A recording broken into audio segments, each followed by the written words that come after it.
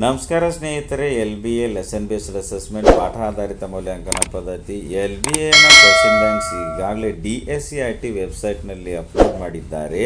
ಈ ಒಂದು ಕ್ವಶನ್ ಬ್ಯಾಂಕ್ನಲ್ಲಿ ಬರತಕ್ಕಂತಹ ಕ್ವಶನ್ ಪೇಪರ್ಸನ್ನು ಜೆರಾಕ್ಸ್ ಮಾಡಿಸಿ ವಿದ್ಯಾರ್ಥಿಗಳಿಗೆ ಕೊಡುವುದಕ್ಕಾಗಿ ಅನುದಾನ ಬಿಡುಗಡೆ ಮಾಡಿರ್ತಕ್ಕಂತಹ ಆದೇಶವನ್ನು ನಾವೀಗ ನೋಡ್ತಾ ಇದ್ದೇವೆ. ಈ ಒಂದು ಆದೇಶದನ್ವಯ 1ರಿಂದ 8ನೇ ತರಗತಿವರೆಗಿನ ಒಂದು ಶಾಲೆಗಳಲ್ಲಿ ಆ ಒಂದು ಶಾಲೆ ವಿದ್ಯಾರ್ಥಿಗಳ ದಾಖಲಾತಿ 1ರಿಂದ 30 ಇದ್ದರೆ ಆ ಒಂದು ಶಾಲೆಗೆ ಪ್ರತಿ ಶಾಲೆಗೆ 500 ರೂಪಾಯಿ, 31ರಿಂದ 100 ವಿದ್ಯಾರ್ಥಿಗಳ ದಾಖಲಾತಿಯನ್ನು ಹೊಂದಿರತಕ್ಕಂತಹ ಪ್ರತಿ ಶಾಲೆಗೆ 750 ರೂಪಾಯಿ, 101ರಿಂದ 250 ವಿದ್ಯಾರ್ಥಿಗಳನ್ನು ಹೊಂದಿರುವಂತಹ ಪ್ರತಿ ಶಾಲೆಗೆ 1200 ರೂಪಾಯಿ, 251ರಿಂದ 1000 ವಿದ್ಯಾರ್ಥಿಗಳ ದಾಖಲಾತಿಯನ್ನು ಹೊಂದಿರುವಂತಹ ಪ್ರತಿ ಶಾಲೆಗೆ 2000 ರೂಪಾಯಿ, 1001ಕ್ಕಿಂತ ಹೆಚ್ಚು ವಿದ್ಯಾರ್ಥಿಗಳ ದಾಖಲಾತಿಯನ್ನು ಹೊಂದಿರುವಂತಹ ಪ್ರತಿ ಶಾಲೆಗೆ 5000 ರೂಪಾಯಿ. ಇನ್ನು ಸೆಕೆಂಡರಿ ಶಾಲೆಗಳಲ್ಲಿ 1ರಿಂದ 30 ವಿದ್ಯಾರ್ಥಿಗಳ ದಾಖಲಾತಿಯನ್ನು ಹೊಂದಿರುವಂತಹ ಪ್ರತಿ ಶಾಲೆಗೆ 2000 ರೂಪಾಯಿ, 31ರಿಂದ 100 ವಿದ್ಯಾರ್ಥಿಗಳ ದಾಖಲಾತಿ ಹೊಂದಿರುವಂತಹ ಪ್ರತಿ ಶಾಲೆಗೆ